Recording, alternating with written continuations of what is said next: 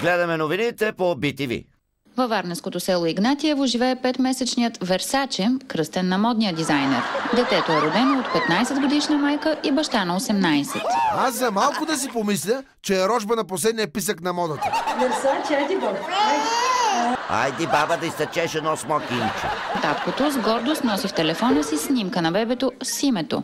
Странно как не го е написал Версач, но да чуем откъде се е вдъхновил таткото за това име. Версаче, нежно име. Какво знаете за истинския Версаче? Не знам, че истинския Версаче злато, такива работи. Злато, да беше бакър или алуминий, разбирам. Не знам, че истинския Версаче злато, такива работи. Аз си го държа като ценна работа и зато им сложим като Версаче. По-добра обосновка не бях чувал. Георги чака и второ дете, което ще кръстят Гучи. Представям си как ще го викат за вечеря. Гучи, Гучи, Гучи. Роднините му също с нетипични имена. Чакам дете и ще го кръсти Армани. Тези много модна фамилия се извадиха. Те трябва да шият дрехите на цялото село. А кой е Армани? За дрехите.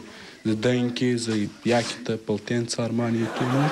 Версачи беше за златото такива работи, а Армани за дрехите туй, онуй.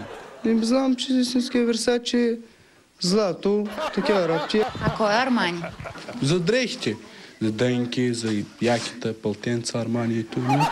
Мисля, че вместо кметство на това село му трябва моден подиум. От модните преминаваме към артистичните имена. Борени минути преди да се роди малката Ферхунде, майка й гледа поредната серия на Листопад. И отидах на родилното, помислихме с мъжа си да кръстим Ферхундето от филма от Листопада.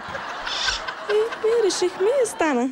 В общината явно не са големи почитатели на Листопад, защото вместо Ферхунде са го записали Верхонде. Като отидах за раждането да взема, защо е Ферхунде го кръстихте, защо не е друго име. И ние казахме, обичахме това име да правим.